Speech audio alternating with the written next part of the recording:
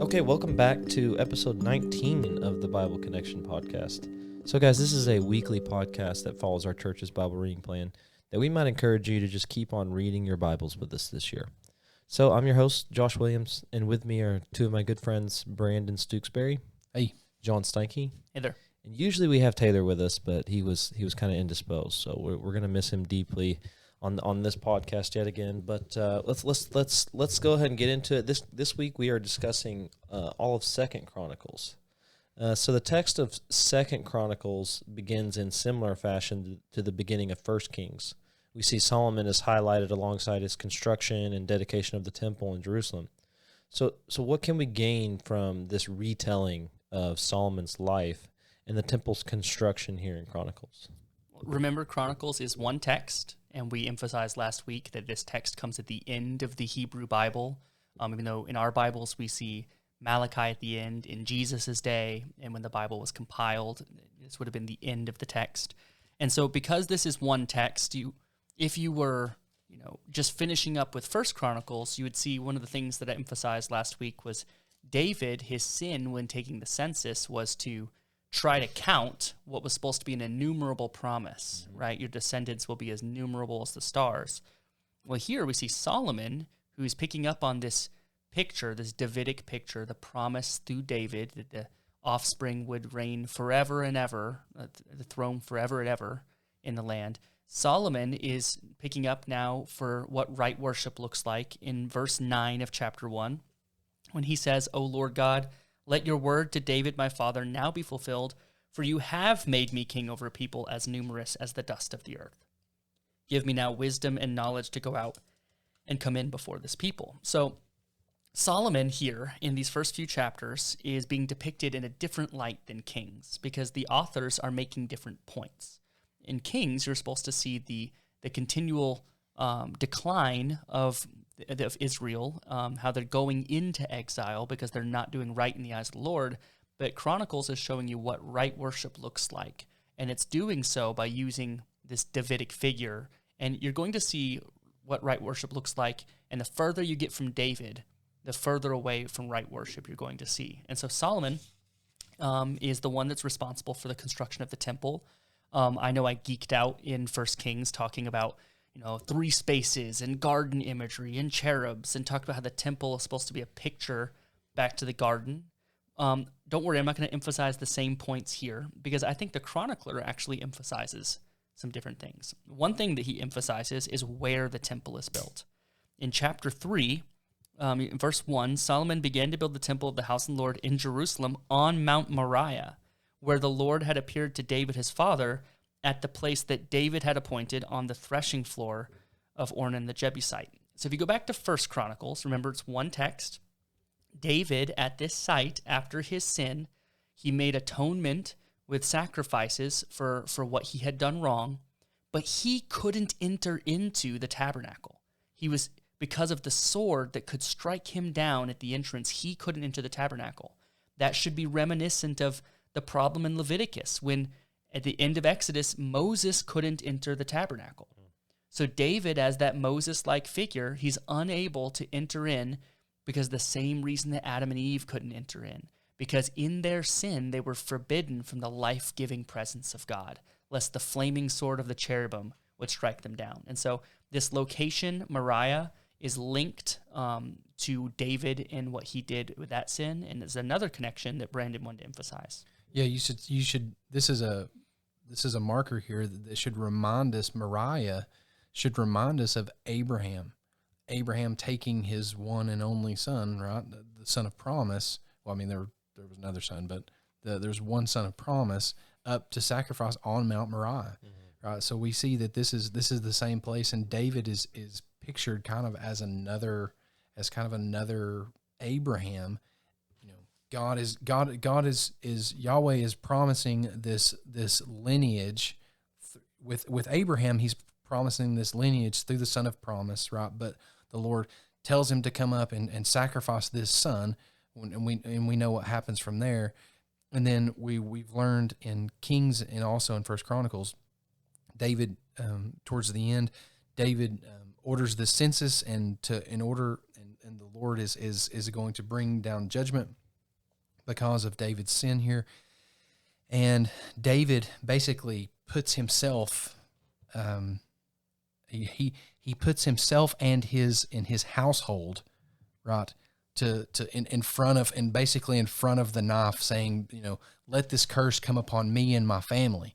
Even though this promise is coming to me, right, this king that's going to come, I'm going to put myself here to stop this judgment coming upon Israel. So we see that the imagery is the same, and what we see here is the place. It's the same place. So another emphasis of the temple that I want to emphasize here, not what the temple looked like, but what it looked like to worship there. And so the people coming out of exile, they don't have fathers or grandfathers that remember the temple. It was at least a few generations removed from the actual living memory of how to offer these sacrifices. And what's more, when they get back to the land, there is no temple. So there isn't a way for them to immediately begin practicing and remembering how to do these things. And so when you look at the descriptions in 1 Kings, you see these garden images and the way that it's been carved into the walls and the cherubim, and you see the gold and the architecture. And some of that's present here. But what's more emphasized in chapter 4 is the furnishings of the temple. What's the altar like? What about the basins where you wash? The lampstands and the tables and the pots and the shovels and the basins and the forks and the tongs and the snuffers and you could make a Dr. Seuss book about this, right? It's describing the actual instruments that are used in the temple for worship with the Levites. And so I think that this is meant for the returning exiles to look at, what does right worship look like within the temple, and so they can think like when David was telling the generation that transitioned from the tabernacle to the temple, how do we change our method of worship? Let's look back at the tabernacle and think what you used to have as a requirement, and now think forward to the temple and think what you should be doing. Now to these men without a temple, they're looking back on the actual practices of the temple so that they can think forward to how they're supposed to be doing right worship. And we see Solomon's emphasis on temple worship when he's offering up burnt offerings and he's offering sacrifices and all the festivals are being kept. One thing I do want to stop and say is that I clearly, if you are listening to the podcast, believe that we have a lot to learn and we can personally, spiritually grow from these passages. I don't think that they're meant for other audiences, right? It's not like, this was for the Jews and it's not for us. Clearly, I believe that all of these passages we can grow from and we can learn from. But I want to warn you and be careful that not every promise that was made in their day should be a one-for-one understanding of how it is in ours. So one verse that I've seen used often in chapter 7, verse 14, Solomon is praying at the dedication of the temple, and he says, "If my people who are called by my name humble themselves and pray and seek my face and turn from their wicked ways, then I will hear from heaven and I will forgive their sin and heal their land." And people go, things are so horrible. I've been watching libs of TikTok and the whole world's, just going to burn. And so what we need to do is we need to get together as a church and humble ourselves and pray, and then God's going to make America great again. Oh, geez. I promise I wasn't trying to get political there, but it just happened. This is not a specific promise for America. This isn't a national promise that if we humble ourselves and pray as Christians that God's going to restore us as a Christian nation. Now, do I think that as Christians, the way that we behave is going to impact our communities and bring a common grace over the people around us? Absolutely. But I want to be careful that we don't claim this promise in that way. Just read the next verse. "Now my eyes will be open and my ears will be attentive to the prayer that is made in this place." What is this place? He's making this, this promise about the temple. And so we really should not be looking at this as a promise that we can have national benefits if we follow these prescribed commandments, but more that we should see blessings in our church. We would see blessings in our communities that would overpour around us. I just want to be careful that we're not, misappropriating promises of God. Yeah. I would draw your attention back to the beginning of chapter 7, where it says as soon as Solomon finished his prayer, fire came down from heaven and consumed the burnt offering and the sacrifices, and the glory of the Lord filled the temple, and the priest could not enter the house of the Lord because the glory of the Lord filled the Lord's house. When all the people of Israel saw fire coming down and the glory of the Lord on the temple, they bowed down to their faces to the ground, to the pavement, and worshipped and gave thanks to the Lord, saying, "For he is good, for his steadfast love endures forever." This section right here is preparing us for the rest of the narrative here, and this imagery of the Lord fire coming down, consuming. We've seen this, in a negative way. We've seen this with Nadab and Abihu. They offer strange fire or unauthorized fire, and literally they are the offering that's consumed, right? When you do things like that, but then in this is kind of the chronology is kind of mixed up, but we see with Elijah mocking the prophets of Baal, and the Lord affirming the priest, the priesthood of Elijah, right, and condemning the false priests. This is picturing God's affirmation and presence on right worship, and we see here that this language of the glory of the Lord filling the temple. This is language that we're going to see in Isaiah chapter 6. In the year that King Uzziah died, I saw the Lord high and lofty. And Isaiah says in our translations, it's in the train of his robe filling the temple. But in the Greek Septuagint, it's literally, and his glory was filling the temple. And what's interesting, in John chapter 12, John quotes the Greek variation of this and says, and he's quoting Isaiah 6 here, but the glory of the Lord filling the temple. This imagery is massive for understanding this, and flowing the people seeing the glory of the Lord. The only response is praise, for he is good, for his steadfast love endures forever. And we're going to see this repeated. And we talked in First Chronicles about how in the Chronicles as a narrative, you're reading the chronologies kind of mixed up, and it's you read genealogies, and then you've got this section of narrative, and then there's this section on how worship is to be rightly done, and then there's it. So in our minds, it's written strange, but to the original recipients, it was weaving together this tapestry, right? So it wasn't just a book filled with information. This was a work of art.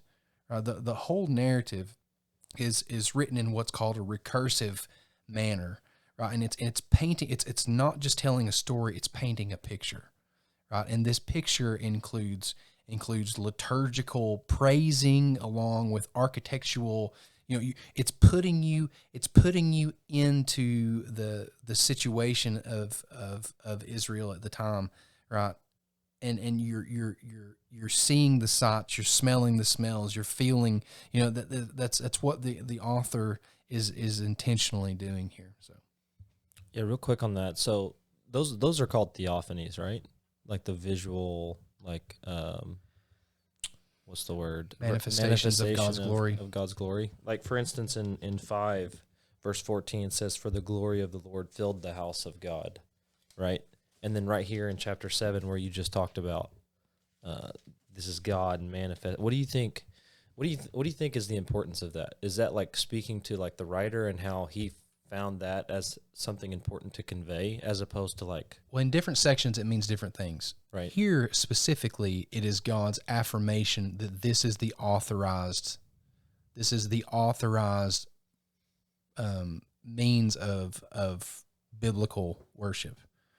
Right. In other aspects, it's like, so for instance, when they're in the wilderness, during the day there was a pillar of smoke, and at night there was a pillar of fire. Right. And that was symbolizing God's presence among them, leading them.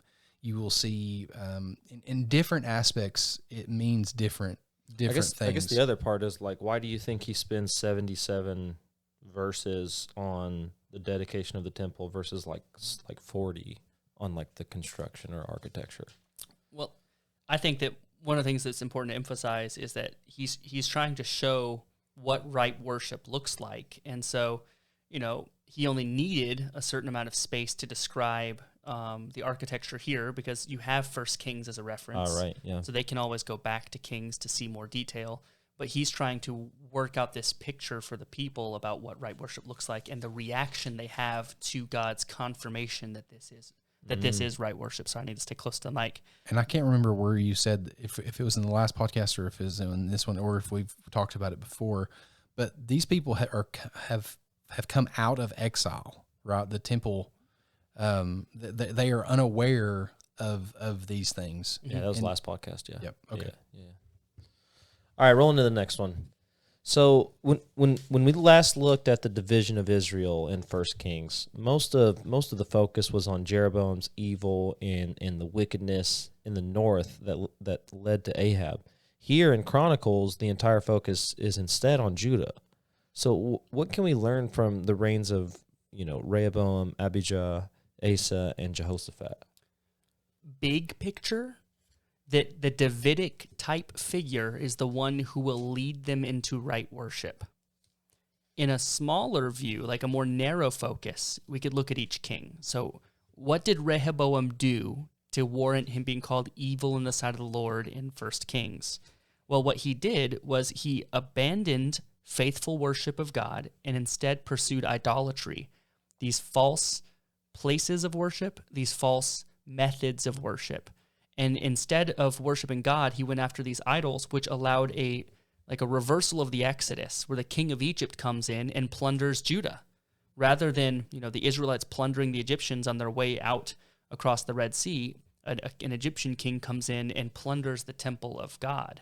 And this is because of their rejection of right worship. And so Rehoboam's son Abijah, who all we hear from in 1 Kings is that he was evil in the sight of the Lord, we actually see him do something kind of great.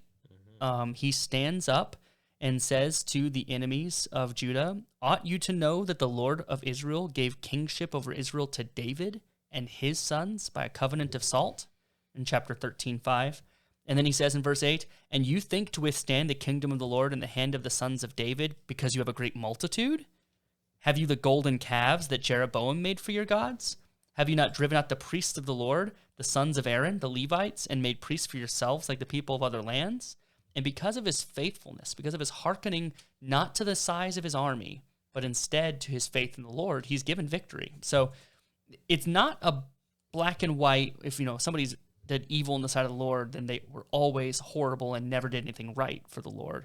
Instead, that description in Kings and in Chronicles is talking about the overall intentions of the heart of these kings. It's not saying they were either a cartoon, villain Hitler-like characters that only ever did absolutely evil things, or they were absolute Saint Mother Teresa's that only did perfect things.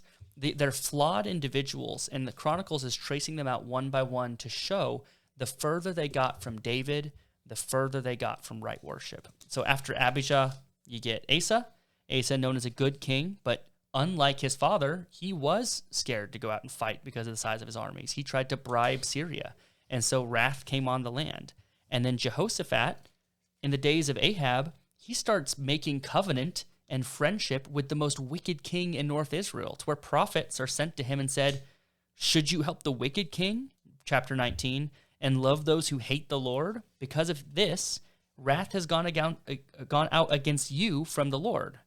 Nevertheless, some good is found in you, for you destroyed the Ashtaroth in the land." So the good that he sees is when he carves out idolatry. But the bad is when he fails to trust in the Lord. And so right worship is not just about where you're worshiping, it's also about what you're doing. And so those were the 4 kings that were mostly emphasized in the end of 1 Kings, when they were kind of put on the back burner and the kings of Israel were kind of emphasized. And now we're getting a clearer picture of what they represent in Chronicles.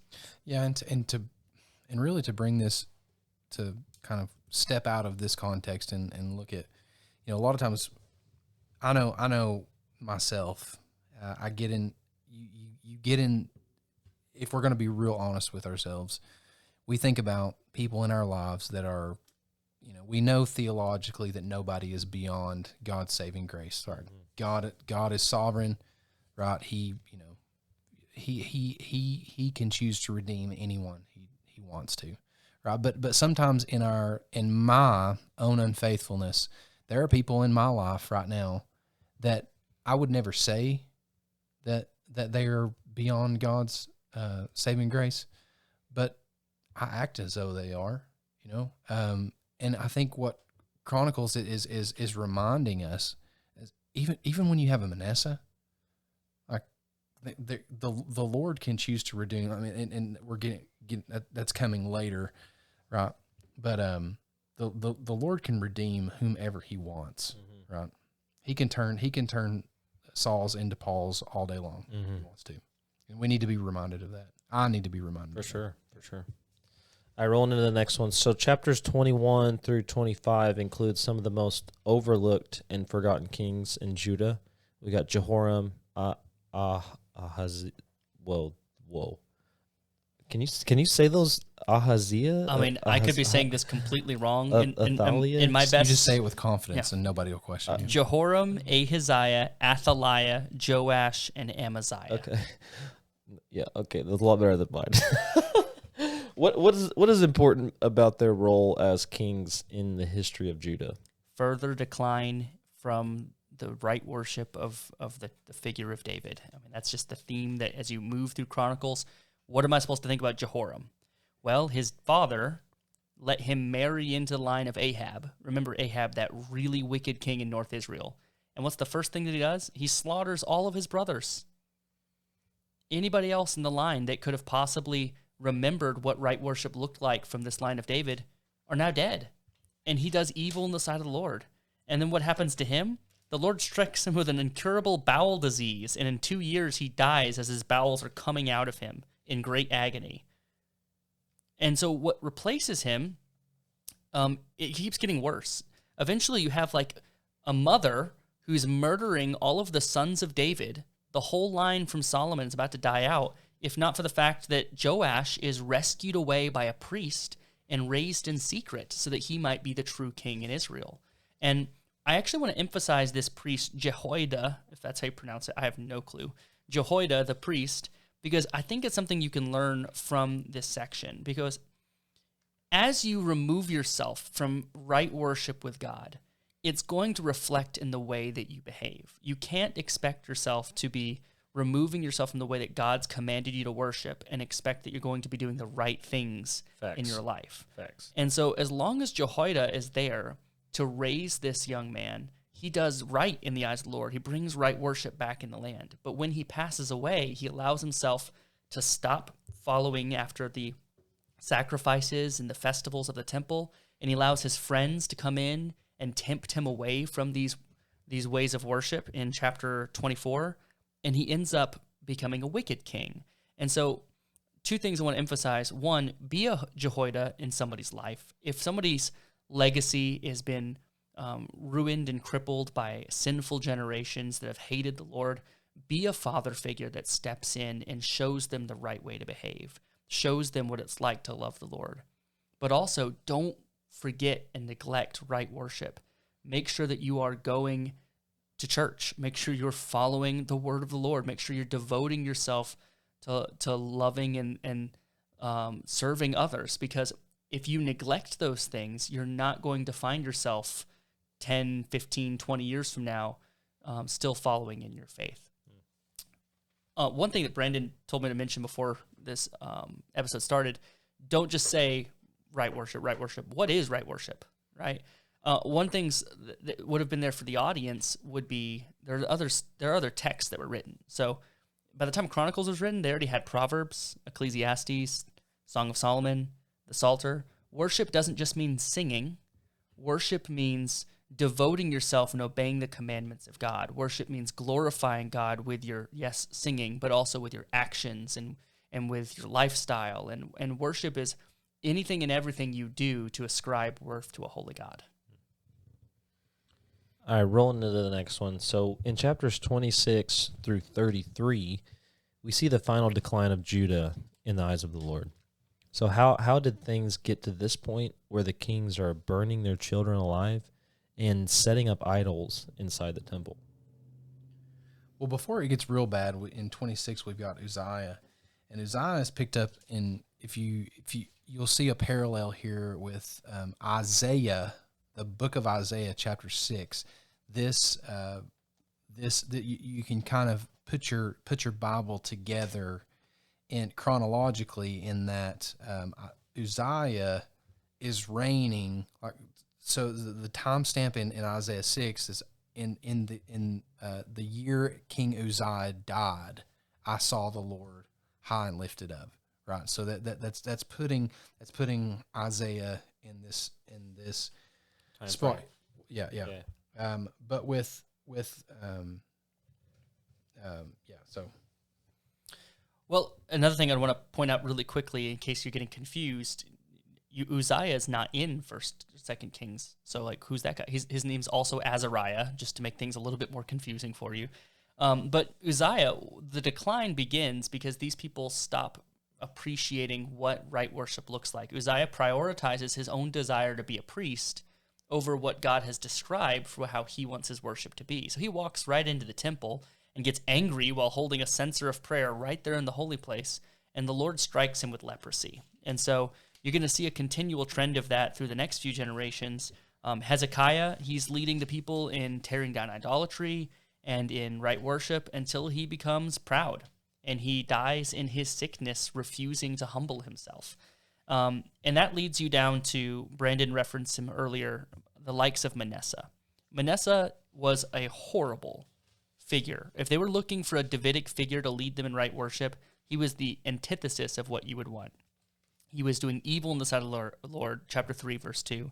He was building up the abominations in the high places. He was erecting altars to Baals and Ashtaroths. He built altars in the house of the Lord. He burned his own sons as an offering, and he also dealt with mediums and necromancers and did much evil in the sight of the Lord. You meant 33 verse 2, correct? What did I say? 3. It's okay. Oh, yeah, 33 verse 2. I was like, oh no, I'm in the wrong spot. Yeah, so Manasseh is doing just horrible, wicked things in the land, and yet his son after him was considered even worse, because at least Manasseh humbled himself and turned from some of those things before he died, whereas Amon never did. He was just incurring more and more guilt every day he lived. And so the Lord had decided, we already saw in 2 Kings, that he sent his prophets, he warned them, their time was up. Judah was going to go into exile. It was going to be destroyed. And the people reading Chronicles know this. They are coming out of exile. They've already experienced that punishment. So what are they supposed to be learning from this? Well, they're supposed to think about David. David, this Moses-like figure. David, this Abrahamic-like figure. David, this person that gave instruction for right worship in the temple. And they're supposed to be anticipating the day that another better David will come and will actually faithfully be able to lead them in covenant worship. And they're supposed to be watching against the sins of the likes of Amon and Manasseh, and understanding that these are the things that the false king are going to be doing. And Josiah steps it up, and he looks as though he's going to be this figure until he disobeys the Lord and goes off into battle. All right, in closing, we got chapters 34 through 36. They are not only closing the chapters of Chronicles, but they were once the closing chapters of the whole Old Testament. So what did these passages signify to the Jewish people as they waited on the Messiah to come, and what can we learn from them today? So there's something that we should see here in chapter 35 that's pretty shocking. At the end here, at the narrative of Josiah, in chapter 35 verse 18, it's mentioned in Kings as well, but it says here, no Passover like it had been kept in Israel since the days of Samuel the prophet.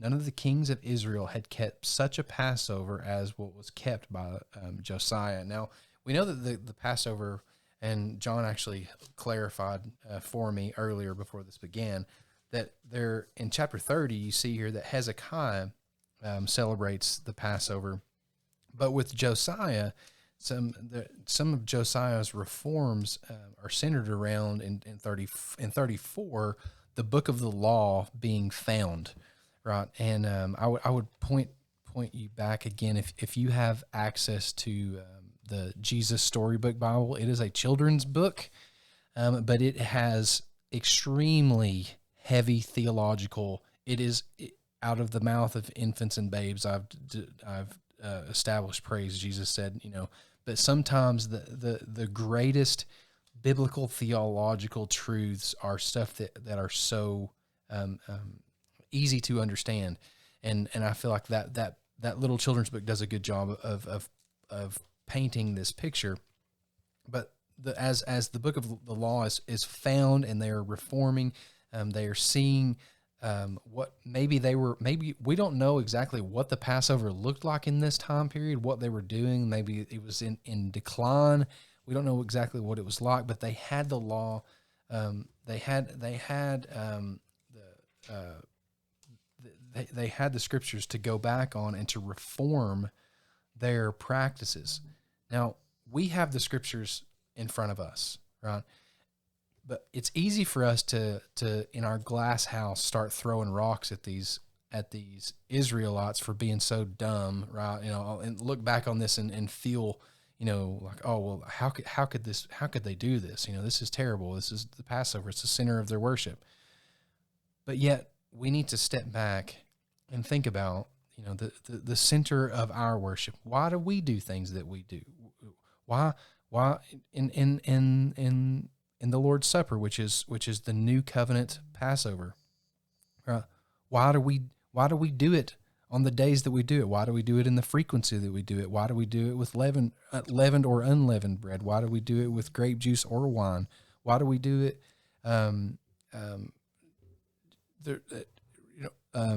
Multiple things. Do we do what we do because that's the way we've always done and we can't remember it being done another way? Or do we constantly bring back our worship? And do we look at the scriptures and see, why is it that this element is in this way? Why is it that we do it this frequency? Why is it that we, are we bringing the scriptures to bear in what we do in our right worship? And so that we don't become like Judah in decline. So, and I think that's an amazing correction that we need to hear, because it's not that doing things like your fathers did them is inherently wrong. If you look at the kings of Judah, sometimes when they did like their fathers before them, that was a good thing. And then sometimes they did like their fathers before them, and that was a really bad thing. Yeah. And so our litmus test for right worship never needs to be, well, this is the way my father did it. This is the way we've done it here. It needs to be, let's go back to the scriptures. Let's find what we were commanded to do, and always be bringing back to and calling back to what we were commanded in Christ Jesus. So ending, you talked about how this used to be the ending of the last book of the Old Testament, not just the last chapter of Chronicles. When you look at the way the Old Testament used to end, just read the last verse of Chronicles.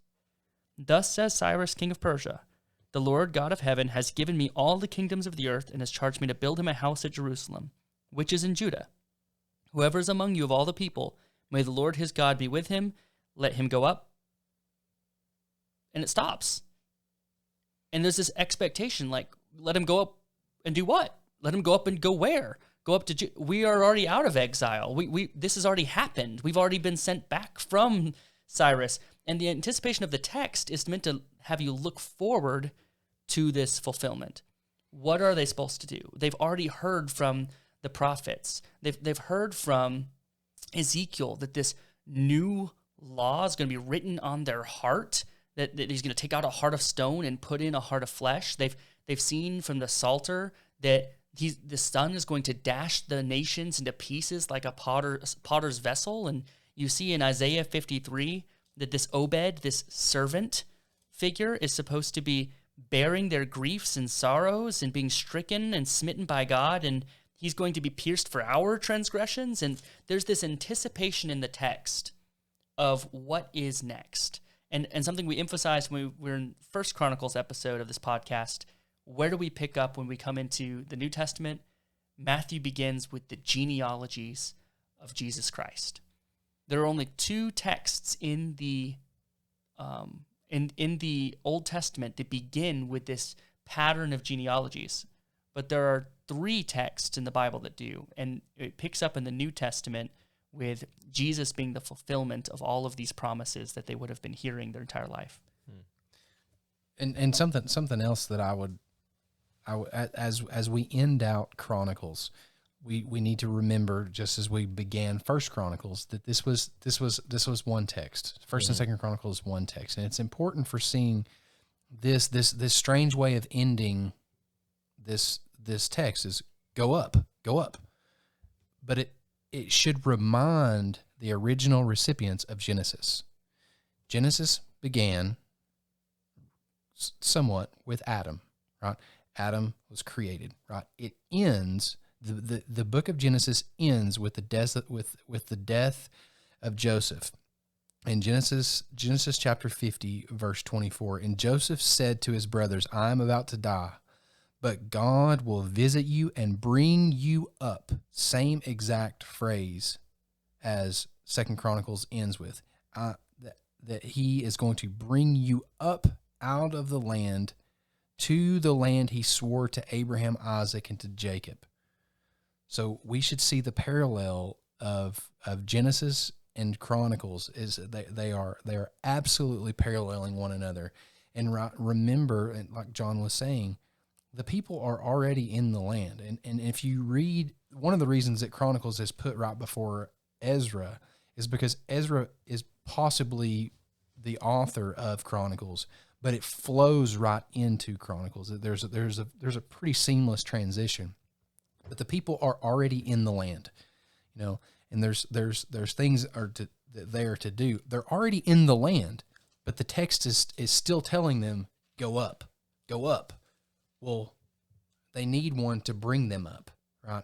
And Jesus is the one who is going to bring them up, even though, because we see that is especially they're gonna come out of exile back into the land. But we already have, we're gonna see this in Isaiah, but Isaiah is promising way more things than what they're getting from and the people, especially when we get in the next couple of books, they're realizing, wait a minute, like Isaiah has promised a lot more. There's got to be more here. And this is what, and Josh, you brought this up before the podcast began. This begins this eschatological fervor that we see as we open the New Testament. Where's the Messiah? Where's the Messiah? What's happening? God is doing something. There's been all of this time where we're not hearing from the Lord, but the way the Old Testament has ended, we're to be looking for this deliverer, right? And Jesus steps in, right, and is that deliverer. So. Well, I just want to say thank you guys for joining us each week. We are now on episode 19. One more will be in the 2 so that's super exciting. But one of the things we like to think about is how can we improve this podcast? And the best thing we can come up with is, questions from the audience. So if you have any questions, you can email us. It's thebibleconnectionbdbc@gmail.com, or you can leave a comment on the YouTube video. That's really super easy. And then the other thing, just come up to us, give us like a Spock hand signal or something, and just be like, hey, I got a question for you. Can we talk about this on the podcast? Or just give us a random Spock symbol to know somebody's listening to the podcast. Oh, there you go. But anyways, that's it for the episode, and we'll see you on episode 20.